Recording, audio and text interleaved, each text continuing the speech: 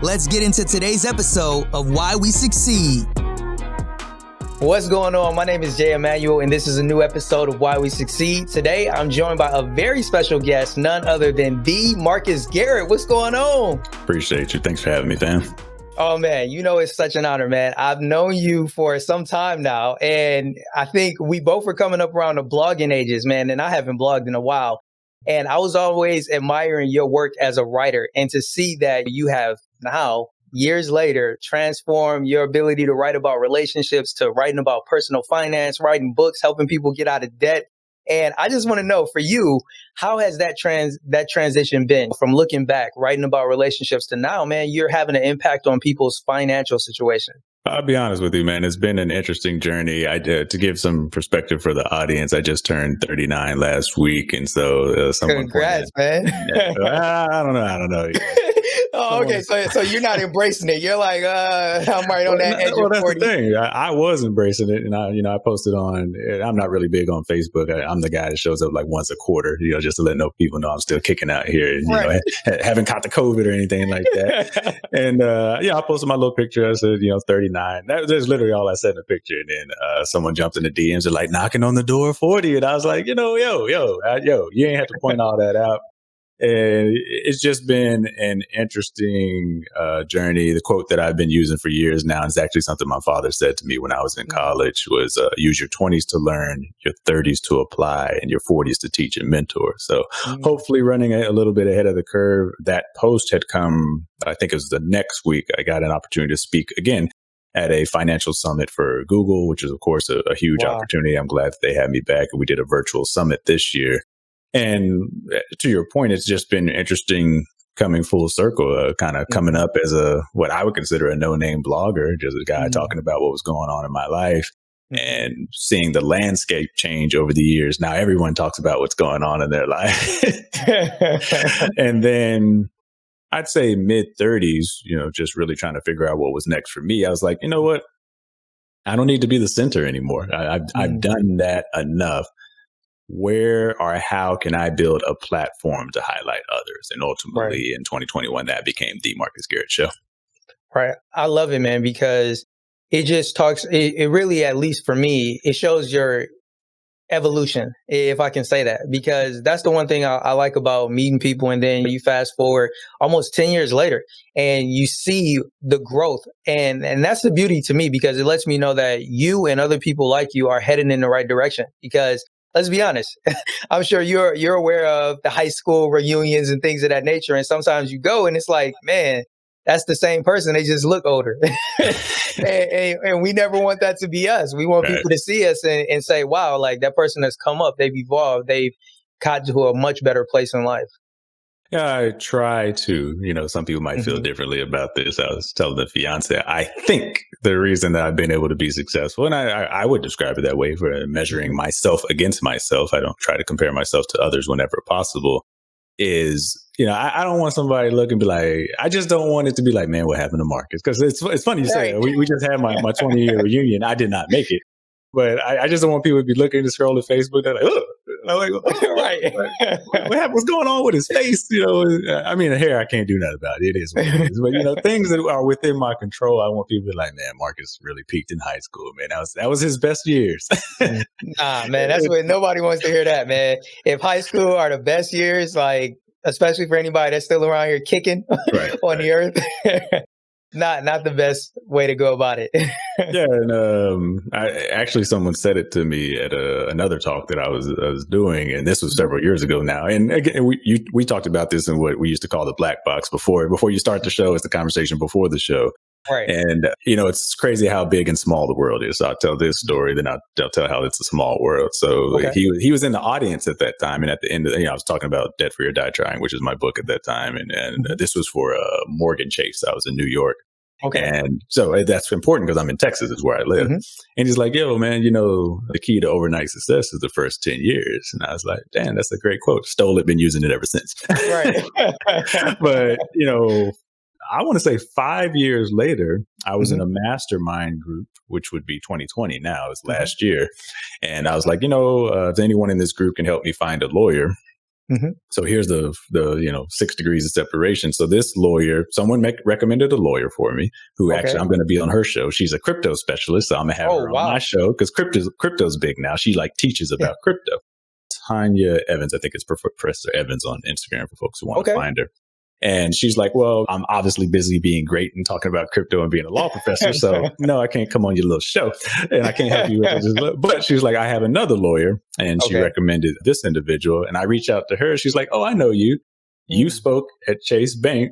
And my husband said the key to overnight success the first 10 years. Wow. And so, you talked a little or a lot about in the black box, and I'm sure we'll get to on this conversation about partnerships and discussion. Mm-hmm. And that is a really small example of, I could have, hit that dude with the Heisman, like, get off me. I'm the Marcus Garrett, get off me, no autographs, no pictures. 10 years later, he'd be like, yo, don't work with that dude. He's a jackass. Right. And so, being good and cultivating your network, seeing that come to fruition. She's my lawyer now and to this day. Wow. That's amazing, man. Yeah, relationships are key. I'm sure you've heard so many people say that it's your network that determines your net worth, right? Yes, sir. Yes, sir. And there's so much truth to that statement, so much truth to it. And I want to take a step back for a moment to kind of get your thoughts and kind of see how your mind works. When you hear the word success, how do you define it? It's definitely changed over the years. So I'll break it down using those 10-year segments, which I can unfortunately or fortunately now speak to. So at 20, it was money. Like I was chasing money. Money was the root of success for me instead of evil. And so I was pursuing it all over the country. And it's been an interesting journey seeing what that did and did not do for me. So what that looked like in practice was graduated school at 22. First job paid $19,000, $19,600, just for folks that you remember that. Yeah, because it was so small. Like I think I got a degree in business, so I could be out here, getting this paper. Right. And it took me 6 months to get to that job. I was grateful for it. So for folks doing the math at home, that's like less than $9 an hour. And then now it came with benefits. And what I was too young to realize at that time is I had come into a career. So I made more working at IHOP, which was like my mid-level job. And then I worked at Office Depot when I was in college. I made more money at both of those than I did at this career job. And so I was all disgruntled and disenfranchised and a bunch of other D words. And I was just like, like life is over. Like, like most 20 somethings, life is over at 23 when one thing doesn't go correctly. Especially if you're not getting to the bag. Exactly. And so I was like, nah, I'm going to get this paper by any means necessary. So I just started taking every job opportunity. You really couldn't get me to stay anywhere for longer than 2 years because I was just chasing that bag. I was chasing that money, trying to secure that bag. And I mean, it worked. So I went 20, 30, 50, 70, 90, 100, 110. And so chasing after that bag did work, but I left behind, I was moving all over the country. I left behind friends, like we talked about, partnerships, opportunities, because I was just solely focused on money by any means necessary. 30s started to slow down a little bit because what happened between 27 and 30, which is what the book is about, I paid off $30,000 in debt. But in order to do so, now I'm in Denver, Colorado, and I didn't know anybody. I moved to Denver, Colorado with my TV, what fit in my Toyota Camry on rims, which is where I spent a lot of that money. Can't forget the rims, man. Yeah, man. Like I put my clothes in the trunk, my TV in the back seat. Like if it didn't fit in that car, it wasn't coming with me. Sold everything else. Wow. And so, of course, once again, now, another milestone. I'm at 30. As far as I'm concerned, life is over. There's nothing left for me to do out here in these streets. And so it started to change my perspective. And then you start getting reflective. And so I'm like, man, I started thinking about all the opportunities I missed out on. So now I'm debt free. 7 years further, removed from college. But I'm looking, once again, the devil is in the details. I'm looking at Facebook and I'm seeing all the weddings and the babies and all the milestones that cannot be repeated that I missed out on chasing after this bag, which I secured. But, what did I forego for that? And then I moved through the 30s to 40s. And really, I wouldn't say, I don't know if it was the intersection of the memory, but it's the one that stuck out for me. At the time, I was 37 and told this story a few times, but we were about to record then our podcast. And once again, we had all kinds of accolades. We were number one and number 5 to be someone might go look. We were like number 5 in Apple Podcasts, doing 50,000 downloads a month. Wow. We're doing great by all measurements of success externally. Right. I call it social media rich and bank account broke, which I find a lot of people. Yeah, I find a lot of people are these days, and we were as well. And we were about to record a podcast. It was a Sunday, and I'm going to go a little dark here, but we'll lighten it up before this podcast is over. Okay. And like many millions of people across the world, I saw the TMZ article that Kobe Bryant had passed.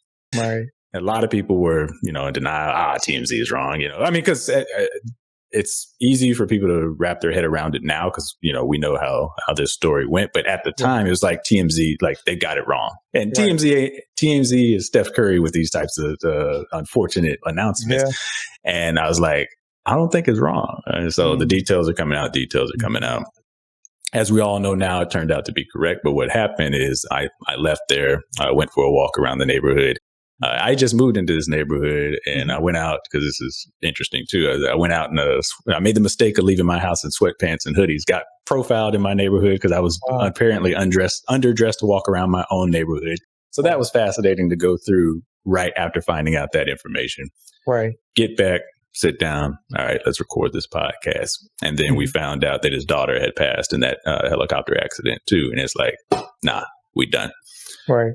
And I share that because it put me, I'm at 37. I think Kobe was 40 or 41 at that time. And it put me that death put me in a strange place personally. Okay. I don't know Kobe. He's a celebrity. He's a basketball player on the TV that I had grown up with, though, and really known for 20, 30 years of my life as well, seeing his story and life unfold. And it just put me in a weird place. And I realize now in hindsight, therapy and other things that it caused me to reflect on where I was in my life and where I was going in my life as well. What would my legacy be and this is pre-pandemic. So if I was living on borrowed time, or otherwise, hopefully I live another 80 years. My grandmother lived to 110. Hopefully I live another 80 years. Yeah.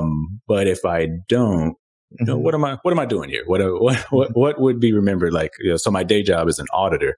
I was like, I don't think people are going to be like all those great audit reports that Marcus did for mine. I was like, I don't think that's going to be the legacy. Right.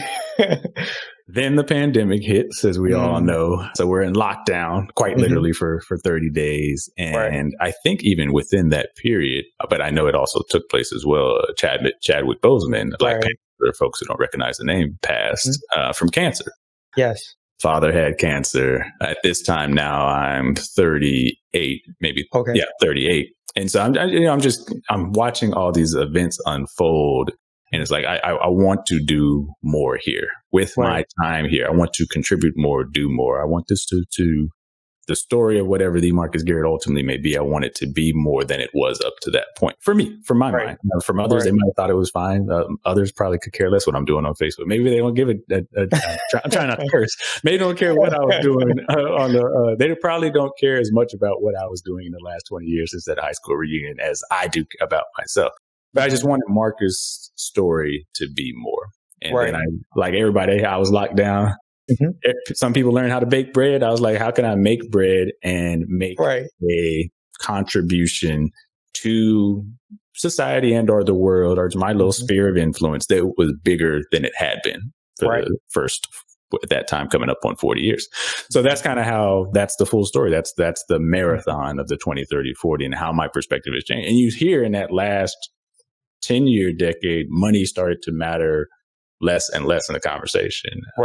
Now, and some people might, well, that's because you were making the most of it. So it's easy not to care about money when you got you're making more of it than you've ever made. And I do recognize that privilege, but my perspective has definitely changed on what's important to me and what I want to deliver on. Wow. You said so much, and clearly there's a lot of different directions that I could go in, but I think I want to get some clarity on you about one thing. There's a lot of people who come to that realization of the importance of purpose, right? And trying to discover what their purpose is and their pursuit of it. When you got to that place over it would seem like the last 2 years, it would clarify if I'm wrong, but it sounds like the last 2 years, you got to a place where you started to think about life and paralleling it with the death of other people around your age or the age that you were approaching. Would you say that was you coming into an understanding of what's my purpose here? What's the legacy I'm going to leave? How would you describe that for you? I'm just kind of curious. It's a great question. The honest answer is I don't know. Okay. Which is fair, right? That's a fair answer, man. Yeah, I think that's important to share as well. I've also tried to become more transparent. I probably thought I knew more in my 20s than I do at 39. I thought I had more figured out at 22. I was writing a whole blog about this is what you need to do with your life. So I thought I had way more figured out in my 20s than I do in my late 30s. And I guess what I'll do is cite a quote and build from there. So the quote from Muhammad Ali is the man who sees the world the same in his 50s as he did in his 20s has wasted 30 years of his life. Mm-hmm. And so I guess it was just for me a natural evolution. And those decade milestones for me, and perhaps for other people, they just place you in a point of reflection. Like, okay, I went from 20 to 30. Right. What of any significance did I make, or will I have, or did I do during that 10-year period? And then you kind of, you get in the mid 30s, you stop thinking about it. You're like, oh, okay. You just kind of get in the day to day, the 40 hours a week, the 52 weeks a year. And then that next milestone starts coming up. Like somebody said, oh, you're knocking on 40 now, brother. I can see it in your hairline. And it just put me in another place of reflection. And what I wanted to see is, or one of the checkpoints was, I have done well by the check boxes I have set up for myself. And really, this happened about 5 years ago. And this was both a gift and a curse. Is if you had asked me at 20 what I would accomplish by then 35, and I was like, first of all, some things wouldn't have been on the box. And so I've had an opportunity. I've been in Forbes. I've been in the New York Times. I've been in, like, these are things that, I'm a dude from the burbs. I grew up in Huntsville, Texas, population 18,000. Like, this is not the future that I imagined for myself. Wow. So in some ways, it's like, what's left? Here's a fascinating point for you. Interviewees or interviewers aren't that particularly interested in what the older or the 40-year-old is talking about. They're actually more interested in 20-year-old because they know that a 20-year-old is a growing audience, so they can lock that in for the next 20 years. Whereas 40 to 60, that's a more diversified audience. There are people interested in that, but the interviews aren't knocking down the doors. I got more interview opportunities organically anyway in my early 20s. Than I do now from day to day. And I know far more. I'm more educated, make more money than ever. Like I know I have much more wisdom and no one to share it with. Yeah. And it was a combination of that. I had also started going to therapy to deal with what I didn't have the tools myself to exercise, but I was dealing with chronic stress and I didn't know what it was. But part of it was that existential crisis of what else is there for me? And so now it's funny because they're calling it the Great Resignation and the Great Resolution, the Great Redistribution. They got all kinds of renames. I've actually got a list tracking how many different ways that they talk about what this is. And joking with a friend of mine, Lawrence, the GQ accountant, and he has the Financial Griot podcast. If y'all want to check that out. Yeah. He's like, this is really just a fun way. This is so millennial. It's a rebranding of the midlife crisis. Like the oldest millennials will turn 40 this year. We are primed for a midlife crisis. And so what I had to do is, okay, I can see that coming.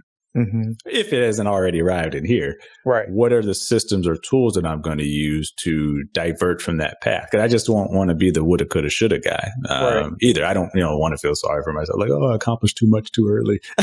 Yeah. And like, that's a really privileged statement to make. Is it like, I made too much money too soon. If only this had happened in my 50s, it'd make it. Why did I take all these bags? Exactly. So I didn't want to be that guy. A lot of people don't feel sorry for that guy either. Right. And so I just kind of really had to ask myself, okay, and it was ironically and unfortunately the intersection of the pandemic, because I had 30 days like everybody else to sit in my house and figure life out. Right. I was just fortunate to be at a point in my life where I was comfortable with what I accomplished and what I wanted to do next. So I could kind of sit down and build a philosophy or a system around, well, whom I wanted to be. Thank you so much for tuning in to today's episode of Why We Succeed. If you value relationships and believe they are the true key to success, be sure to subscribe. To watch this full discussion and gain access to exclusive content, join our Patreon today. The link is in the description. Thank you, and we'll catch you on the next episode.